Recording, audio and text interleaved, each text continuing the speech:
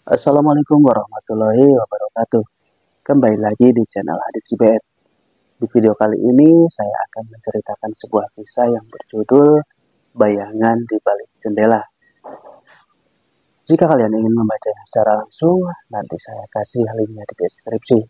Dan buat kalian yang belum subscribe ke channel ini, mari bantu klik tombol subscribe-nya dan nyalakan lonceng notifikasinya. Agar kalian tidak penasaran, yuk langsung aja kita mulai ceritanya.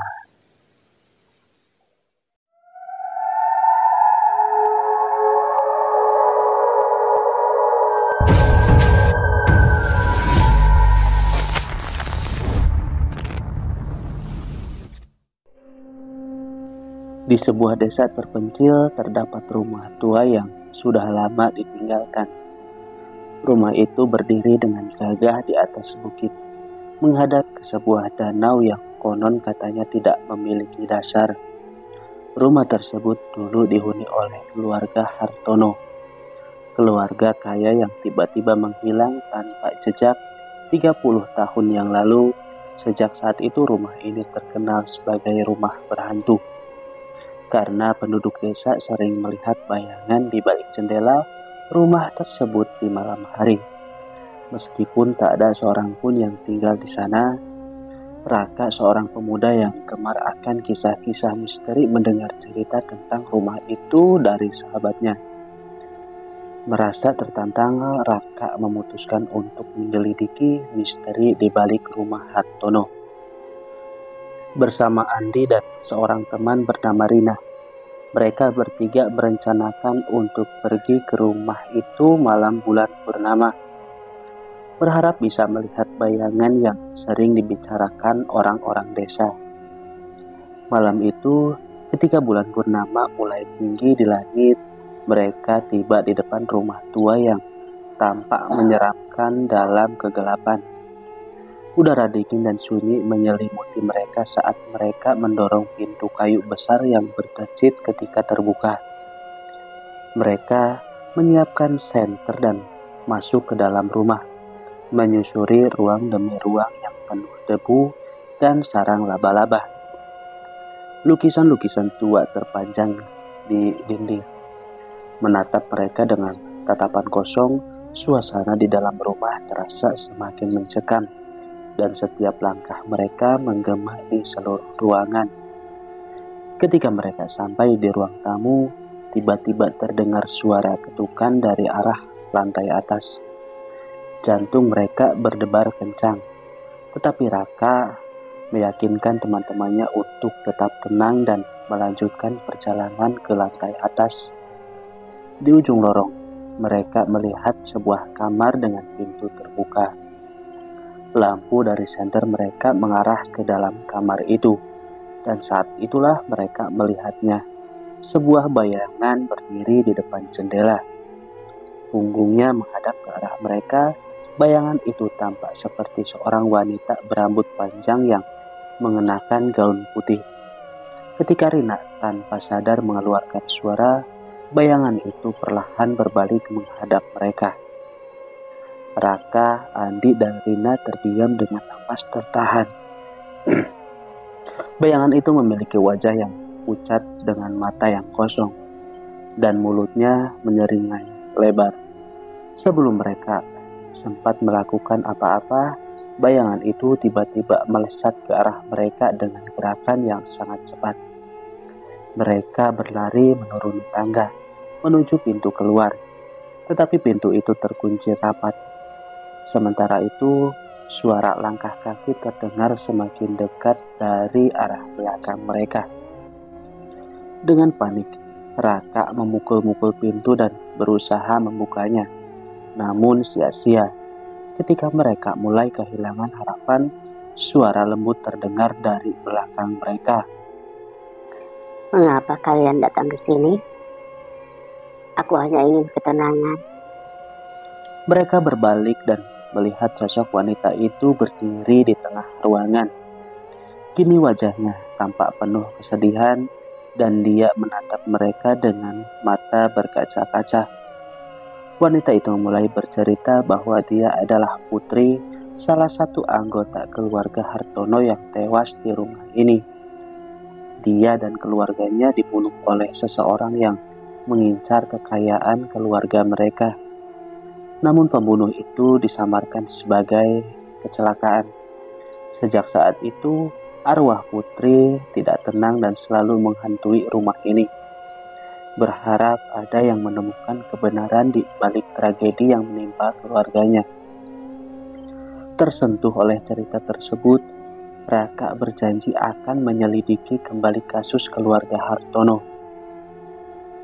Sebelum sosok Putri menghilang, dia menunjukkan sebuah petunjuk, sebuah buku harian yang tersembunyi di balik rak buku di ruang tamu.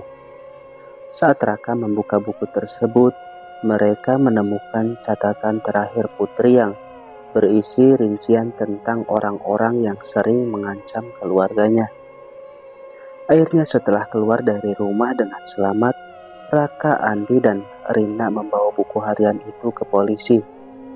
Setelah penyelidikan panjang, kebenaran akhirnya terungkap dan roh Putri pun dikatakan telah menemukan kedamaian. Namun setiap kali bulan purnama tiba, bayangan Putri masih sekali terlihat di balik jendela, seolah mengingatkan orang-orang akan misteri yang pernah ada di rumah Hartono. Setelah membawa buku harian keluarga Hartono ke polisi, Raka, Andi, dan Rina merasa sedikit lega.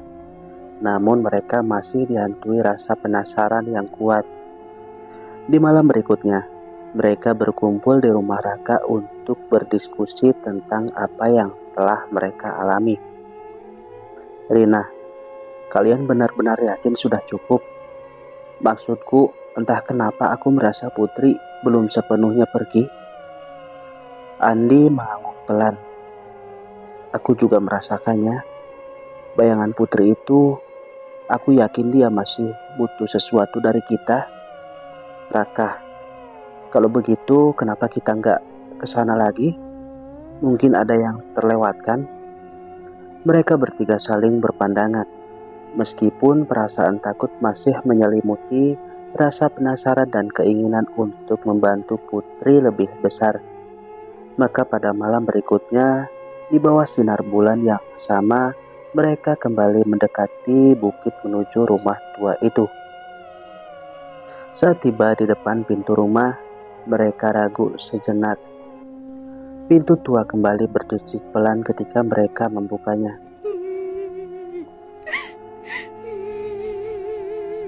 Kalian dengar suara itu? Seperti ada yang menangis, kata Andi. Suara isakan samar terdengar memecah keheningan rumah yang mencekam itu. Mereka mengikuti suara tersebut yang membawa mereka ke sebuah kamar kecil di lantai atas. Di sana, mereka melihat bayangan Putri duduk di pojok ruangan memeluk lututnya sambil menangis. Putri, apa yang bisa kami lakukan untuk membantumu? Kata Raka. Putri perlahan menengok. Wajahnya masih sama pucat dan penuh kesedihan. Ia berdiri dengan gerakan yang pelan dan mendekati mereka. Suaranya terdengar berbisik hampir seperti angin. Kalian datang lagi? Iya Putri, kami ingin membantumu. Apakah masih ada yang belum selesai? Kata Rina. Putri menunduk dan mengangguk pelan. Ya, pembunuh keluargaku masih berkeliaran. Dia adalah paman saya, Pak Yudo. Dia mengambil semua harta keluarga kami dan melarikan diri. Polisi tidak pernah menyelidikinya lebih jauh. Kalian harus mencari bukti di ruangan bawah tanah. Di sana ada rekaman dari malam pembunuhan. Ruang bawah tanah? Kami nggak tahu kalau ada ruangan bawah tanah di rumah ini. Pintu masuknya tersembunyi di balik lemari besar di ruang tamu. Kalian harus cepat. Aku lelah, sangat lelah. Bayangan Putri perlahan memudar. meninggalkan ketiga sahabat itu dengan rasa penasaran dan tekad untuk membantu. Mereka segera menuju ruangan tamu dan menemukan lemari besar yang dimaksud Putri. Setelah memindahkan lemari dengan susah payah, mereka menemukan pintu rahasia menuju ruang bawah tanah. Begitu masuk ke dalam, hawa dingin langsung menyelimuti mereka. Di ruangan yang gelap dan penuh debu itu, mereka melihat sebuah kotak kayu berukir. Raka membuka kotak tersebut dan menemukan sebuah kaset rekaman tua. "Ini pasti rekaman yang dimaksud Putri," ucap Raka. Mereka buru-buru kembali ke rumah Raka untuk mendengarkan kaset itu. Saat kaset itu diputar, terdengar suara pertengkaran antara Putri dan seorang pria yang diduga adalah pamannya, yaitu Pak Yudo.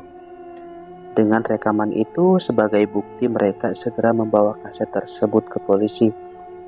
Beberapa hari kemudian, polisi menangkap Pak Yudo dan misteri keluarga Hartono akhirnya terpecahkan.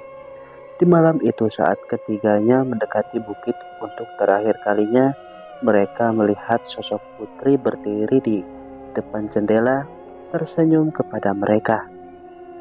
Lalu sosoknya perlahan memudar bersama cahaya bulan meninggalkan mereka dengan kedamaian dan rasa lega. "Aku rasa ini benar-benar perpisahan kita dengan Putri," ucap Rina. "Ya, semoga dia bisa beristirahat dengan tenang sekarang," ucap Andi. Raka tersenyum tipis. "Aku akan selalu mengingatnya sebagai teman yang meminta bantuan kita." Dengan perasaan tenang, mereka meninggalkan rumah tua itu yang kini tampak kosong tanpa bayangan. Tapi bagi mereka, kisah itu akan selalu hidup, mengingatkan bahwa kebenaran akan selalu menemukan jalannya, bahkan dari balik dunia yang berbeda. Oke teman-teman, gimana cerita untuk kali ini? Semoga bisa menghibur kalian ya. Saya Hadi pamit undur diri, mohon maaf bila ada salah-salah kata. Wassalamualaikum warahmatullahi wabarakatuh.